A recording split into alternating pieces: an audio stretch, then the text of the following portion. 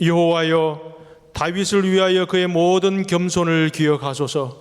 그가 여호와께 맹세하며 야곱의 전능자에게 서원하기를 내가 내 장막집에 들어가지 아니하며 내 침상에 오르지 아니하고 내 눈으로 잠들게 하지 아니하며 내 눈꺼풀로 졸게 하지 아니하기를 여호와의 처소 곧 야곱의 전능자의 성막을 발견하기까지 하리라 하였나이다.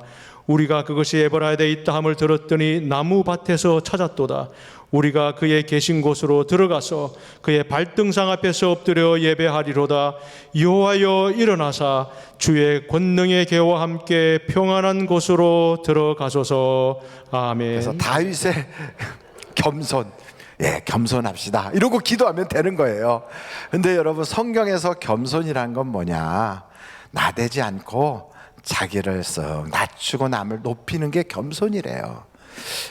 그게 성경에만 글이 나온 게 아니라 국어사전에도 그렇게 나와 있어요. 국어사전에 뭐라고 나와 있냐면 남을 존중하고 자기를 내세우지 않는 태도, 이게 겸손이라고 나와 있어요. 근데 성경에서는 뭐라고 그러느냐? 겸손한 자에게 하나님이 엄청 복을 주세요. 여러분 한번 잠언서를 한번 찾아보세요.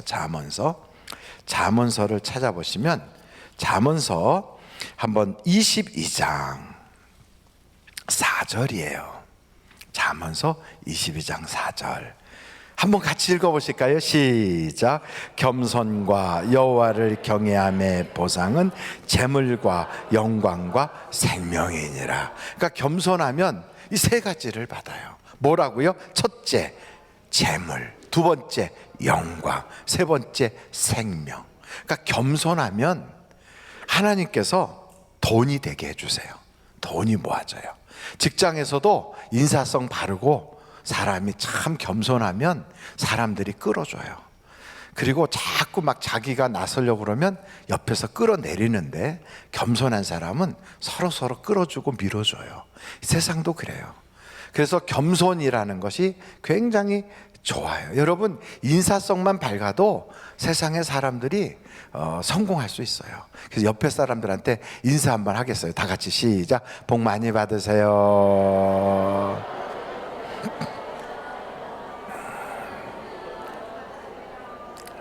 그래서 여러분, 인사를 하는데 이게요, 인사가 이 태도 문제가 또 있어요. 나는 그분을 정말 좋아해. 나는 그분을 굉장히 존중해요. 근데 인사를 하는데 옆으로 쓱 째려보면서 이렇게, 그러면 마음은 그럴지라도 표정이 그렇고 표현이 그래서 보는 사람은 기분이 팍 나빠요. 그래서 인사를 할 때 상대방이 기분 좋게 인사를 해야지, 인사를 했다고 본인은 생각하지만 상대방이 건방져 이렇게 느껴지면 안 되는 거예요. 어떤 사람은 인사를 하는데 고개만 까딱하고 본인은 인사를 했다고 생각하는데 보는 사람은 쟤는 인사성이 없어 이렇게 말할 수도 있어요. 인사를 하려면 눈만 딱 돌아가고 이렇게 하면 안 되겠죠. 그래서 옆에 사람한테 인사하려면 뭐부터 하냐면 몸을 돌려야 돼. 몸을. 그래서 몸을 잘 돌려서, 그리고 얼굴에 웃음을 딱 웃고, 그리고 눈을 싹 마주치면서 인사를 딱, 너무 눈을 탁 째려보면서 막 민망할 정도로 막 그러면 안 돼요. 눈을 다 이렇게 쳐다보면서 웃으면서 이렇게 인사를 해야 돼요. 그리고 또 어떤 사람은 인사를 하고 위아래를 훑어봐.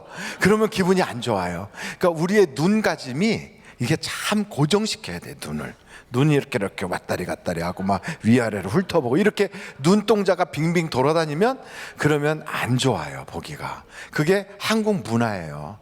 문화를 벗어난 그런 인사성은 보기가 안 좋아요. 그래서 눈은 자기 얼굴과 함께 고정된 모습으로 이렇게, 얼굴이 가면 눈도 그렇게 가야 돼요. 눈만 딱 돌리고 얼굴 가고 이렇게 되면 안 되겠죠. 우리 한번 옆에 분들하고 그런 마음으로, 자, 몸을 돌려서, 잠깐 제 설명을 듣고요, 몸을 돌려서, 그리고 고개를 딱 숙여서, 그리고 딱 고개를 들면서 만면에 웃음을 띠고 복 많이 받으세요 이렇게 해야 돼요. 근데 딱 돌려서 고개를 숙였다가 올라와서 웃으면서 복 많이 받으세요. 시작. 머리를 찌면 안 돼요. 그렇다고 서로 머리를 박아버리면 안 돼요. 예.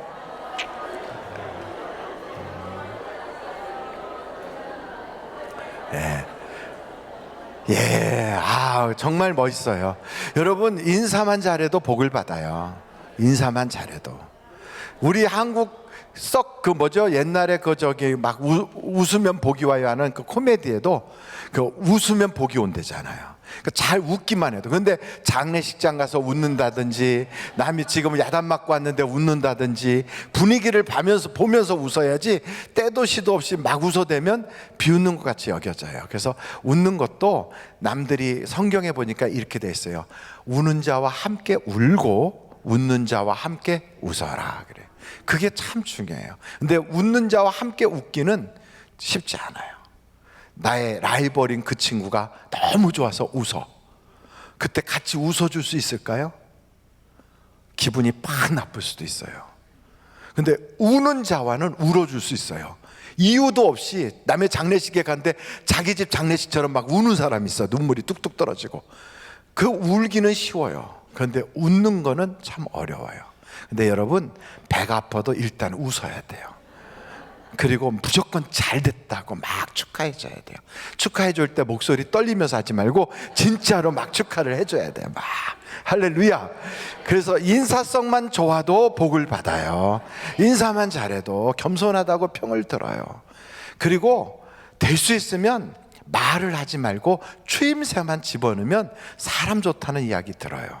누가 얘기하면 그렇죠, 네 이렇게만 해도 사람 좋다고 하는데, 남이 말하는 거 탁 뺏어서 자기 혼자 말 다 해버리고 그 다음에 바쁘네 그러고 가버리면, 그러면 그 사람은 될 수 있으면 피하고 싶은 사람이 돼요.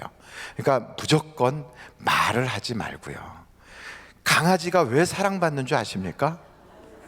강아지는 말을 하지 않아요. 강아지가 일도 하지 않고, 개팔자가 상팔자래잖아요. 강아지는 숙제도 없어요. 강아지는 어떤 프로젝트도 없고, 강아지는 염려 걱정 고민할 이유가 하나도 없어요. 주인 올 때마다 나갔다 금방 들어와도 할렐루야 이것만 하면 돼요. 이것만. 그리고 막 뱅글뱅글 돌고 무조건 좋다고 그러고, 딱 주인이 들어가면 오늘도 일 끝났다 그리고 배 쭉 깔고 엎드려 있으면 먹을 게 나오게 돼 있어요. 발로 꽝 걷어찼다 그래도 이러지 말고 딱 걷어차면 하고 도망갔다가 다시 와서 할렐루야 이것만 하면, 그러면 복을 받아요. 그러면 복날도 지나가고 다 그냥 넘어갈 수 있어요. 죽지 않고. 그러니까 여러분, 강아지가 왜 사랑받느냐? 강아지는 말하지 않는다. 말하지 않아서 사랑받아요. 그래서 여러분, 될 수 있으면 말을 하지 말고 예, 정말 잘 됐어요. 오라이, 이것만 해도 돼요. 멋있네요. 정말요. 이것만 해도 돼요. 옆에 사람한테 다 같이 시작. 아이고, 얼쑤, 이것만 잘해. 예, 아이고, 정말요. 이것만 해. 제가 몇 번 간증한 적이 있을 거예요. 여기 사단지에 사는 그 목사님 사모님이, 목사님은 키가 190이에요. 굉장히 키가 커요. 사모님은 145쯤 돼요. 그래서 항상 같이 다니면 사모님이 가슴 밑에 있는 것 같이 느껴져요. 목사님하고 이렇게 같이 이렇게 다니시면. 그런데 그 목사님하고 사모님하고 어떻게 만나서 결혼하게 됐느냐고 제가 여쭤봤더니, 원래 그 사모님 친구가 있는데 굉장히 175쯤 되고 미인이었대요. 굉장히 미인이에요. 그래서 너무 미모가 좋아서 그 친구분을 쫓아나가면 항상 따라 나오더래요. 그분이 키가 이렇게 자그마하신데 항상 따라 나오더래요. 그래서 이제 이 목사님이 막 이렇게 얘기를 하면 그 친구 되는 사람은 딴짓 부리고 자꾸 관심이 없더래요. 그 이쁜 사람은. 그런데 이렇게 좀 키가 자그마하고 얼굴은 조금 자유롭게 생겼어요. 그런데 그분은 그래요? 그리고 막 눈을 딱 마주치면서 생글생글 웃으면서 자꾸 막 고개를 끄덕거리니까 자꾸 그 사람한테 눈길이 가더래요. 그래서 나중에는 그 이쁜 사람 안 나와도 이 사람만 있으면 할 얘기를 다 하고 오니까, 그래서 처음에는 이 사람이 빠진 걸 모르다가 나중에 점점 아예 기억도 없어지고 결혼은 이 사람하고 하게 됐다, 그 얘기를 하더라고요. 여러분, 추임새만 잘 넣어도 시집도 갈 수 있어요. 인생 팔자가 확 바뀌는 거예요. 그걸 보면 우리는 말하지 않고 대답만 잘해도 돼요. 집에서도 싸울 일이 없어요. 싸울 일이. 그렇죠? 예, 당신 최고야. 이것만 해도 뭐 사다 줄까? 이렇게 나오는 거예요. 내가 가지고 있는 나라의 반이라도 주겠노라. 막 이렇게 나오는 거예요. 남자들은 뻥이 커요. 남자들은 막 그래요. 그래도 일단은 항상 고개를 끄덕거리면서 당신 최고야. 내가 다시 태어나도 당신하고 결혼할 거야. 막 어차피 태어날 거 아니니까. 그런 얘기를 막 날리는 거예요. 막. 그러면서 추임새를 잘 넣는 거예요. 그게 인사성이 좋은 거예요. 그게 겸손이에요. 세상의 겸손은 남을 칭찬해주고 그 사람이 살맛이 나게 해주고 그리고 나와 있는 것이 행복해지도록 하는 것, 이게 겸손이에요. 인사만 잘해도 복을 받는다. 근데 하나님 앞에 겸손은 어떤 것인가? 성경이 말하고 있는 겸손은 바로 오늘 이 모습에서 나타나는 거예요. 여러분, 성경이 말하는 겸손은 다윗의 모습에서 겸손이 나오는 거예요. 한번 1절 2절을 읽어보실까요? 시작. 여호와여, 다윗을 위하여 그의 모든 겸손을 기억하옵소서. 뭐라고요? 겸손. 2절 다 같이 읽겠어요. 시작. 그가 여호와께 맹세하며 야곱의 전능자에게 서원하기를. 3절 내가 내 장막집에 들어가지 아니하며 내 침상에 오르지 아니하고. 잠깐요, 이 말은 뭔가를 위해서 잠을 안 자겠다, 이 얘기예요. 장막집에 들어가지 않고, 이 말은 집에도 안 가고 그 다음에 침상에도 오르지 않겠다, 내가 누워서 자지 않겠다, 이 말은 요즘 말로 말하면 뭐 한다?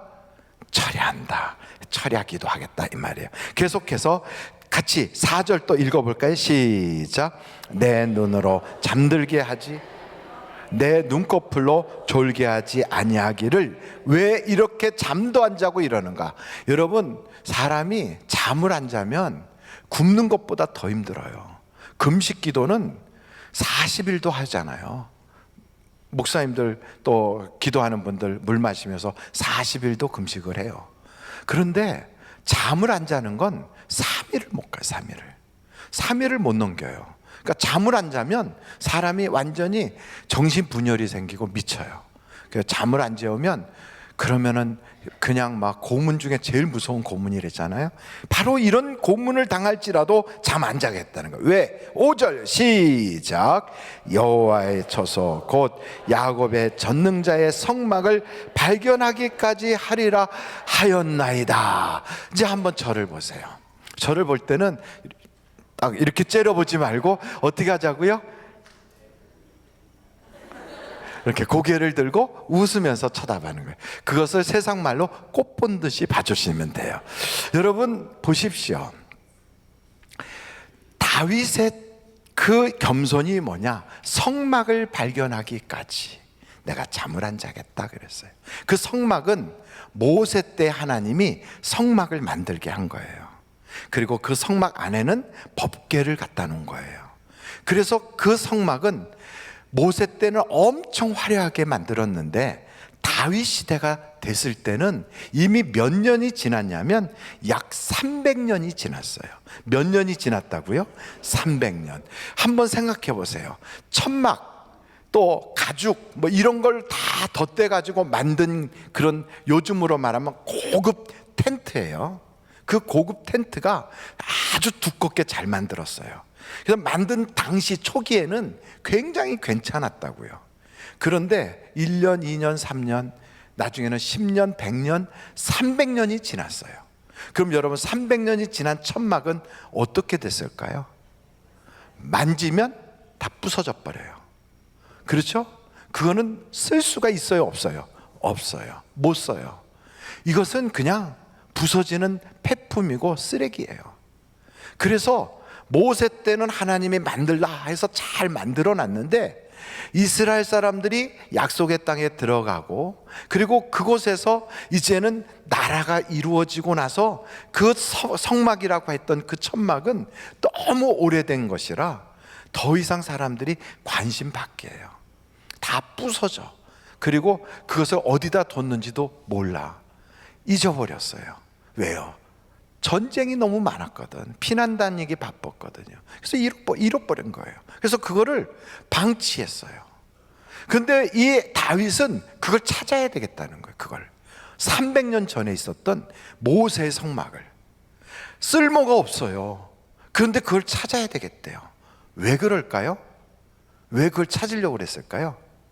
다윗의 마음에는 하나님의 것이라면 뭐든지 다 귀하게 여기고 싶은 거예요.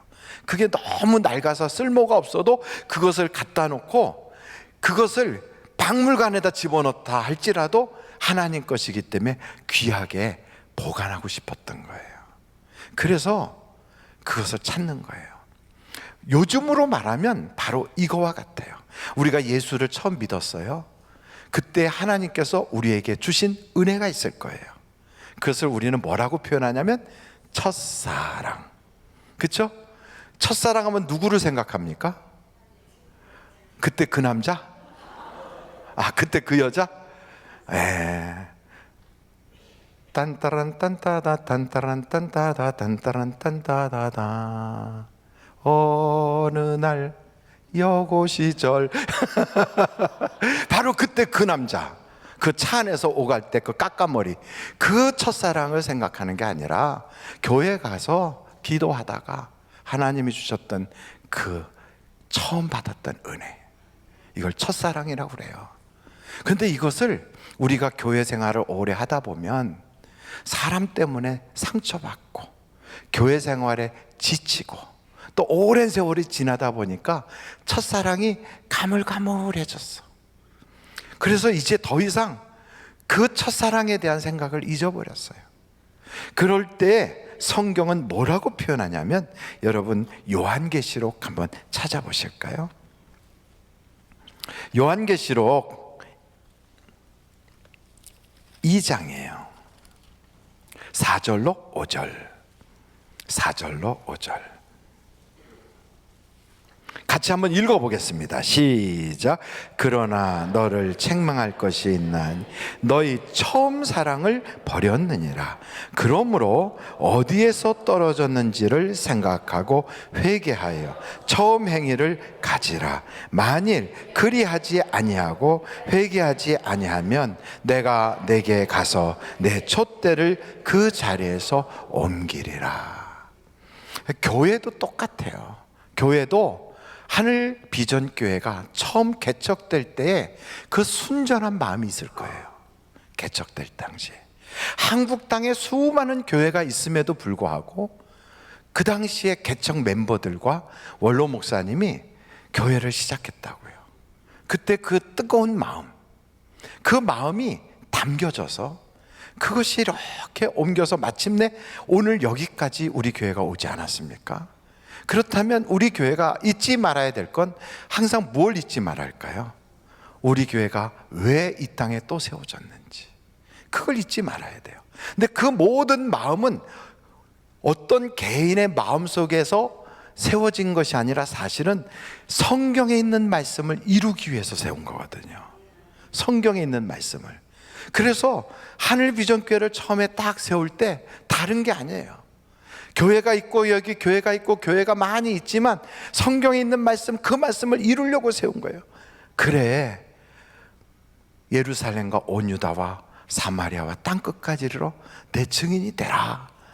성령이 임하시면, 그래서 우리 교회는 성령 받은 사람들로 어떻게 하든지 증인되는 삶을 살아야 되겠구나.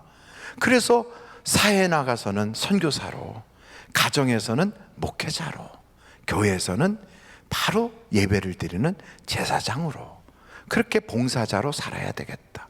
이것이 5가지 이념으로 우리가 딱 비전을 가지고 있잖아요. 우리 교회는 바로 저거야. 성령 충만해서 성령 받은 사람들이 증인의 삶을 사는 거야. 목양의 삶을 사는 거야. 그래서 여러분, 우리 교회는 5가지 비전이 있다고요. 그리고 우리 교회에서는 이것을 이루기 위해서 가장 중요한 2가지가 있어요. 최고로 중요한 게 뭘까요? 하나님. 또 중요한 게 뭘까요? 성도. 그래서 하나님을 기쁘시게, 성도가 행복하게. 이게 우리 교회의 최고로 중요하게 여기는 가치란 말이죠.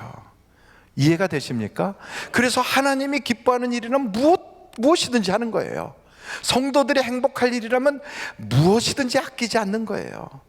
그래서 교회는 목사를 위해서 존재하는 게 아니고 성도가 행복하기 위해서, 하나님을 기쁘시게 하기 위해서, 그렇게 교회가 시작이 된 교회가 하늘비전 교회예요. 그래서 처음에는 남산에 교회가 있었잖아요. 그래서 이름이 남산 제일교회 이렇게 있었어요. 그러다가 그때는 이게 다다미로 돼 있는 일본식 집에 이렇게 있었거든요. 그러다가 전세 들어서 살던 그 교회가 이제는 교회 예배당을 건축해서 가게 된 거거든요. 그 건축할 때 누구부터 건축을 시작하게 됐다고 말씀을 들었어요? 부자들이 헌금한 게 아니고 우리 하늘비전 교회는 처음 헌금을 시작한 사람이 누구였다고요? 이쌍배라고 하는 구두닦이 소년이었어요. 구두닦이 소년이 벽돌 헌금이라고 하는 헌금을 낸 거예요. 그래서 우리 교회는 가난한 사람부터 부자까지 누구든지 벽돌 한 장값만 낼 수 있으면 그래갖고 건축을 시작한 교회가, 그게 우리 하늘비전 교회라고요. 그러니까 모든 성도가 하나님 앞에 우리는 동일한 거죠. 할렐루야. 그래서 저 보문동에다가 신설동에 예배당이 세워진 거예요. 그러다가 거기에는 한쪽은 동대문구, 한쪽은 성북구, 한쪽은 또 종로구, 이렇게 막 세 개의 구가 겹치는 곳에 예배당이 있다 보니까 예배당을 더 이상 키울 수가 없었어요. 사람은 밀려오고 한 주에 5번, 6번씩 예배를 드리는데 도저히 어떻게 할 수가 없어서, 그래서 이곳으로 오게 됐잖아요. 1985년도에. 할렐루야. 이게 교회의 역사잖아요. 그 역사 속에 뭐가 있어요? 성령 충만한 교회, 목양의 삶을 사는 교회. 그 교회가 무엇을 하려고 시작했다? 원로 목사님의 마음속에는, 그래서 성도들이 어떻게 하든지 집에서는 하나님께 예배하는 삶을 살아야 되겠다, 세상에 나가서는 선교사 같이 살아야 되겠다, 교회 안에서는 봉사자의 삶을 살아야 되겠다, 그래서 교인들이 다 행복해졌으면 좋겠다. 이게 여기까지 온 거예요. 그래서 여러분, 이 예배당을 보십시오. 그리고 우리의 옆에 있는 교육관을 보세요. 이게 교회가 돈이 넘쳐서 진 게 아니에요. 우리 교회가 부자들이 있어서 진 게 아니에요. 이 속에는 한 분 한 분의 신앙의 간증, 하나님께서 주신 기적, 그 은혜가 이곳에 차곡차곡 쌓여져서 여러분이 앉아있는 의자로부터 시작해서 모든 시설이, 이게 다 하나님의 은혜의 결과물이에요. 결과물. 하나님이 우리에게 이렇게 은혜를 주셨구나, 바로 그거예요. 그래서 이 안에 들어오면 우리는 무조건 행복해야 돼요. 할렐루야. 그래서 여러분, 하나님께 우리가 기도하면 하나님이 응답 주시는 하나님, 역사하시는 하나님, 성령 충만하게 하시는 하나님인 걸 우리가 경험해서 이 받은 은혜를 막 전하지 않고는 견딜 수 없는 축제의 자리가 이 자리가 되어야 돼요. 누구든지 문제 있으면 우리 주님께로 오면 주님이 다 해결해 주시는. 그래서 우리가 항상 어디로 돌아가요? 처음으로 돌아가요. 처음 마음으로 돌아가요. 교회가 아무리 커져도 와, 우리 교회는 큰 교회다 교만하면 안 되는 거죠. 첫사랑으로 돌아가요. 우리가 처음 시작할 때 그 마음으로 돌아가요. 그 모든 마음은 어디에 있다? 성경 안에 있어요. 성경 속에 예수님이 처음 제자들을 모아놓고 하셨던 바로 그 말씀으로. 그래서 우리도 똑같아요.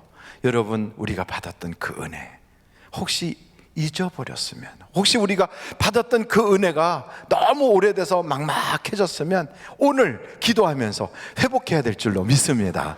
저의 작은 소망이 있다면 옛날 남산 제일침례교회라고 썼던 간판, 그건 어디로 갔는지 모르겠어요. 서울중앙침례교회라고 썼던 돌간판이라든지 그런 건 다 어디로 갔는지 모르겠어요.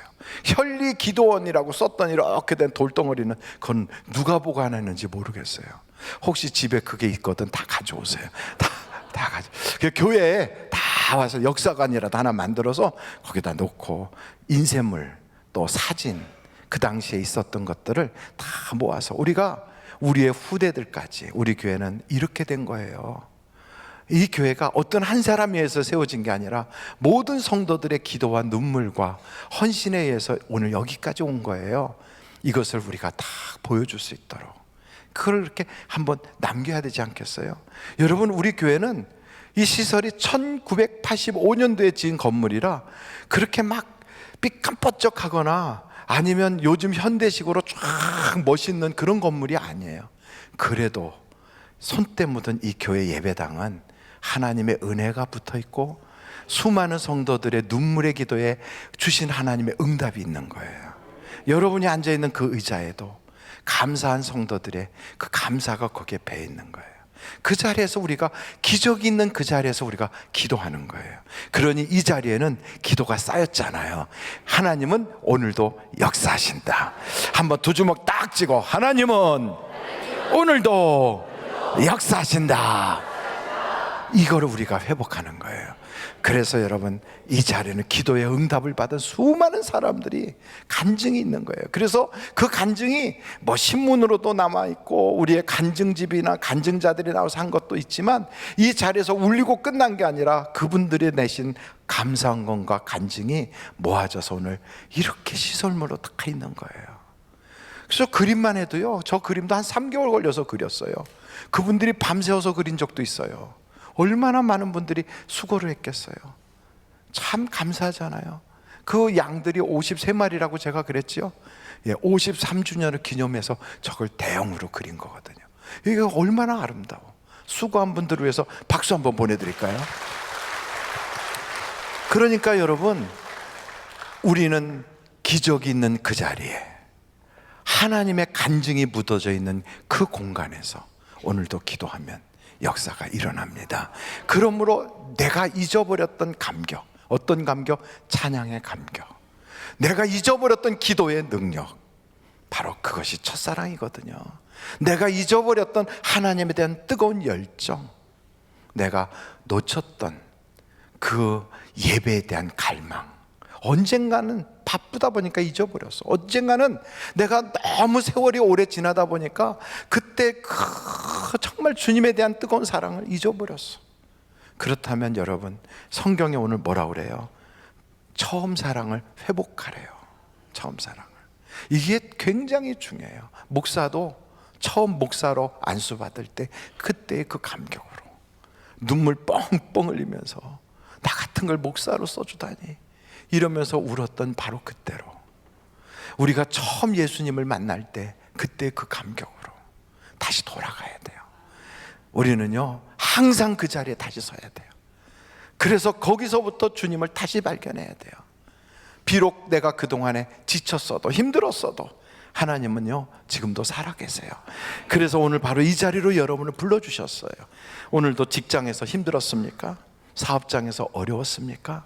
환경은 바뀌어도 변함없는 우리 주님이 오늘도 여러분 기도응답 주시려고 한 보따리 싸가지고 지금 딱 기다리고 있어요. 그분이 지금 우리에게 주시려고요, 베풀어 주신 은혜와 쌓아두신 은혜로 구하는 자에게 주시겠다는 거예요.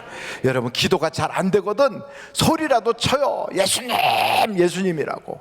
나는 전에는 왜 그렇게 뜨겁게 기도했는데 요즘은 예수야 부르고 나서는 맹맹한가? 남의 기도나 듣고 있는가? 그러지 마세요. 이제는 묵상기도 하지 말고요, 기도할 때 고개를 이 바닥에다가 꽉 박지 마세요. 고개를 드세요. 예수님도 기도하실 때 보니까 고개를 들고 하늘을 우러러 기도했대요. 그러니까 고개를 여기다가 박지 마세요. 이렇게 들고, 그리고 하나님을 바라보면서 하나님, 나 첫사랑 회복하게 해주세요. 기도의 감격이 다시 회복되게 하시고, 찬송의 기쁨이 회복되게 하시고, 주님에 대한 열정이 회복되게 하시고, 예배에 대한 간절함이 회복되게 하시고, 오늘 이 자리에서 나의 은사가 회복되게 하시고, 전에 하던 방언도 회복되게 하시고, 오늘 이 자리가 내가 회복되는 바로 그 시간이 되게 해주세요. 우리 그런 마음으로 예수여를 3번 부르고 우리 통성으로 간절하게 다 같이 기도하겠습니다.